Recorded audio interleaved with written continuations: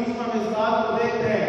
इब्रानियों की पुस्तक उसका दूसरा अध्याय और 1 से लेकर 4 पदों के बीच में हम इसे विषय के रूप में पढ़ेंगे और देखेंगे। मैं इस प्रकार से मैं इस बात को देख लेता हूँ या पढ़ लेता हूँ। इस कारण है कि हम उन बातों पर जो हमने सुनी है और भी मन लगाए, ऐसा ना हो कि बहक कर उससे दूर, है ना, बहक कर उससे दूर चले जाए। Do not drift away from the faith, है ना, बहक कर उससे दूर न चले जाए। आइए हम प्रार्थना करें। धन्यवाद है पिता इस समय के लिए कि आपके अनुग्रह के द्वारा जो वचन का परमेश्वर हमारे चलाया गया है उसमें हम परमेश्वर हमारे जीवन को भटकने न दें, बल्कि विश्वास से, दृढ़ता से मसीह के वचन को थामे रहे। उद्धारकर्ता प्यारे बेटे प्रभु यीशु मसीह के नाम से मांगते हैं, आमीन। सो परमेश्वर का वचन पौलुस के माध्यम से जा रहा है, इस बात को प्रकट करता है और परमेश्वर का वचन इस बात को हमारे लिए चेतावनी देता है।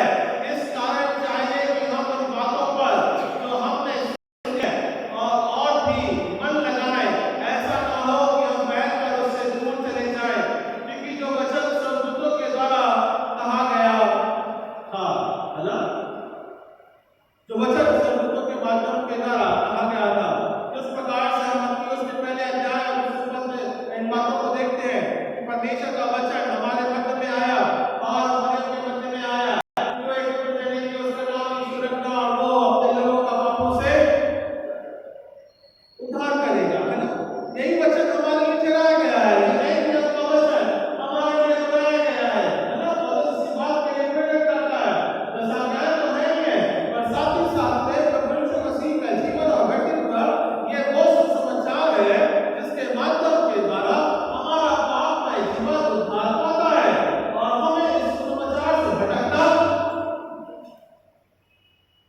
Do not drift away from the faith, है ना, परमेश्वर के विश्वास से अपने जीवन को भटकाना नहीं है। शैतान कितना भी चाहेगा कि हमारे जीवन में हिलना मांगे, पर हमें हिलना याद रखना, मसीह में दृढ़ बने रहना ये बहुत जरूरी है।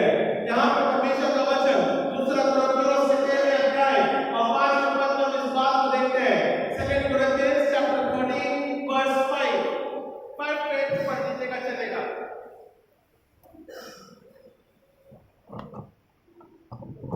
अपने प्राणों को परखो हाँ कि विश्वास में हो कि नहीं। हाँ, अपने प्राणों को परखो कि विश्वास में, है ना, दृढ़ता से विश्वास को बने रहना। या आज के विषय के रूप में हम इस बात को वचन के रूप में सीखेंगे, do not drift away from the faith. So विश्वास को परखो कि तुम हमारे जीवन में मसीह है या नहीं है, या मसीह पर आधारित हमारा जीवन है या नहीं है। ये विश्वास की परख हमारे जीवन में होना चाहिए। और इसी बात के लिए हम दूसरे कुरिन्थियों में पढ़ते हैं, आगे क्या लिखा है, अपने आप को जांचो, अपने आप को जांचो, क्या तुम अपने विषय में ये नहीं जानते कि यीशु मसीह तुम में है। हाँ, क्या तुम ये नहीं जानते कि यीशु मसीह तुम में है। क्योंकि जो सुसमाचार हमें सुनाया गया स्वर्गदूतों के माध्यम के द्वारा, इब्रानियों का भी हम आगे पढ़ेंगे, वो वचन जो आपके लिए हमारे लिए ठहराया गया, जो जीवन हमारे लिए प्रकट किया गया, वो यही सुसमाचार है कि प्रभु यीशु मसीह हमारे पापों से उद्धार करने के लिए आया है। और यही विश्वास हमारे जीवन में दृढ़ता के रूप में हम आगे बढ़ता हुआ देखते हैं कि यीशु मसीह तुम में है, नहीं तो तुम निकम्मे निकले हो। नहीं तो तुम निकम्मे।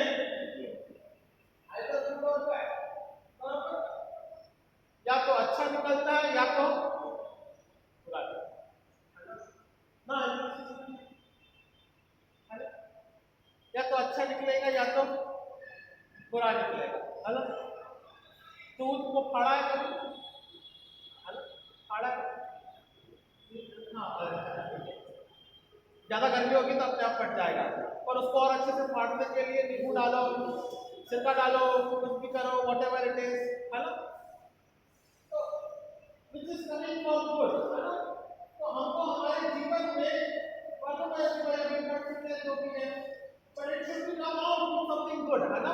अगर आप दूध को फाड़ दो तो पनीर बन जाएगा, या छेना बना लो, या गुलाब रसगुल्ले बना लो, जो व्हाटएवर है ना। आज भी हमारा जीवन उसी प्रकार से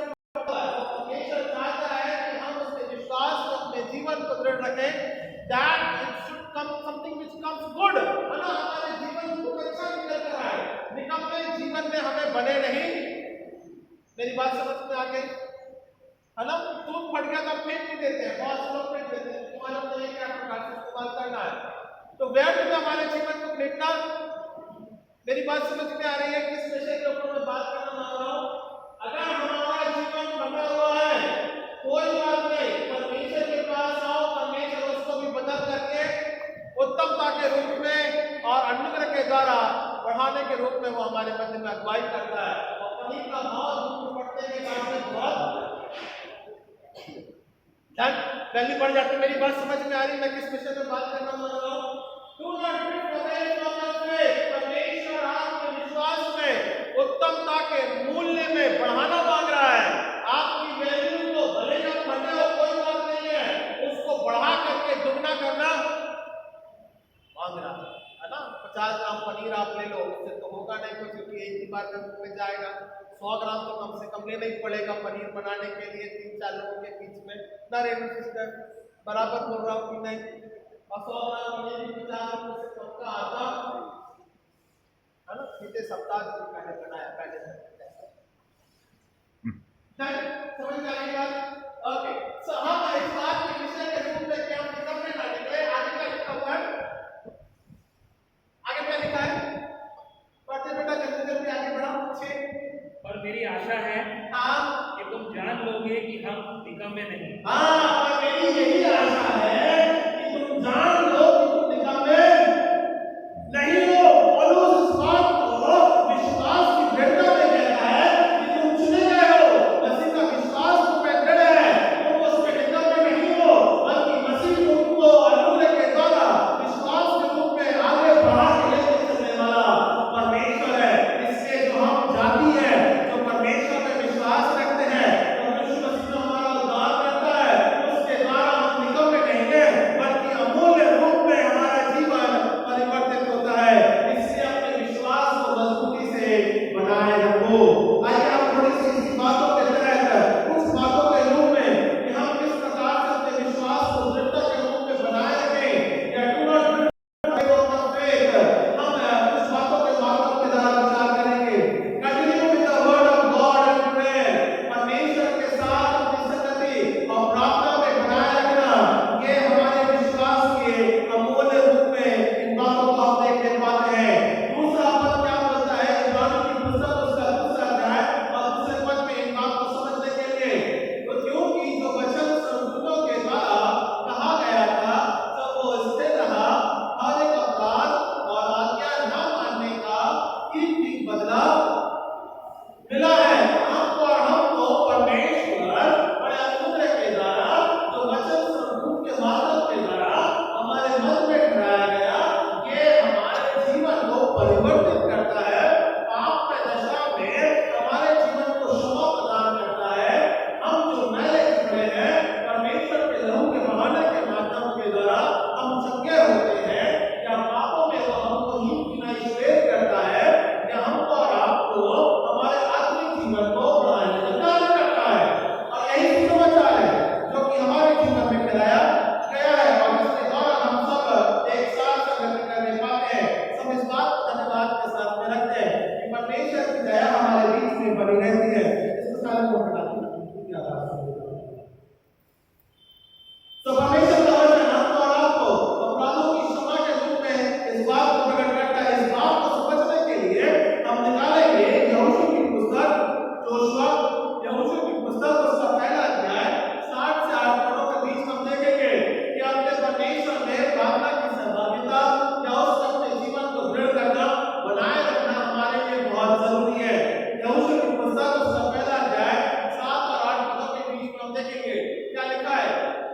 इतना हो कि तुम हियाव बांधकर और बहुत दृढ़ होकर जो व्यवस्था मेरे दास मूसा ने तुझे दी है, उन सबों के अनुसार करने में चौकसी। The word of God, जो परमेश्वर का वचन हमारे और आपके बीच में है, यहोशू की पुस्तक बोलती है, उसको मानने में तू चौकसी करना, उसके पालन में अपने जीवन को बनाए रखना, और एक साथ आत्मिक संगति में जुड़े रहना। ठीक है ना? अलग मत होना। और उससे ना तो दाहिने बढ़ना और ना बाएं, तब जहां जहां तू जाएगा वहां वहां तेरा काम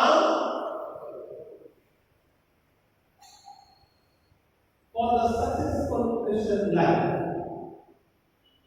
है ना? अगर हमको सफलता चाहिए है, परमेश्वर के वचन को मानना बहुत जरूरी है।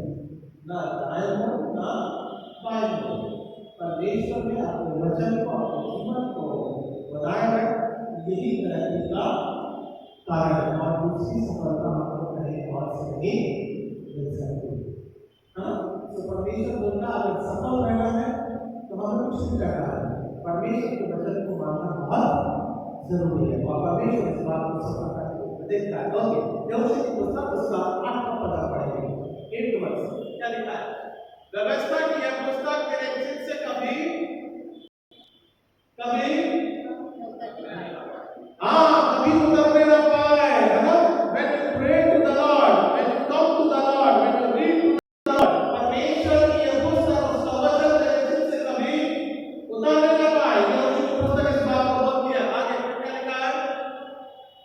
इसमें दिन रात ध्यान किए रहना, इसलिए कि जो कुछ उसमें लिखा है उसके अनुसार करने की तू चौकसी करे, क्योंकि ऐसा ही करने से तेरा सब काम सफल होगा और तू मतलब सिस्टम प्रभावशाली होगा, मतलब इफेक्टिव।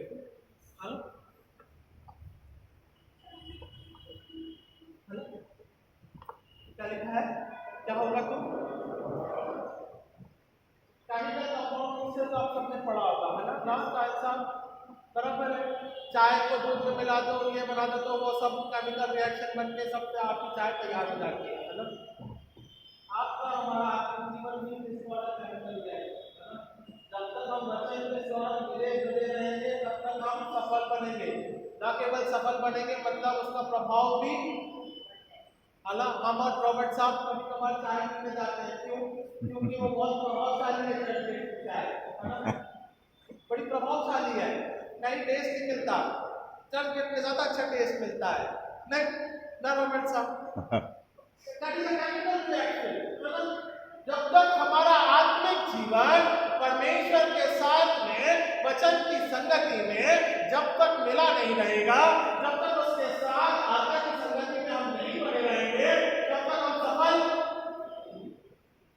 और जब हम मिल जाते हैं, जब हमारा जीवन उसके साथ में सहभागी होता है, तब ना केवल हमें सफल बनाता है बल्कि प्रभावशाली भी।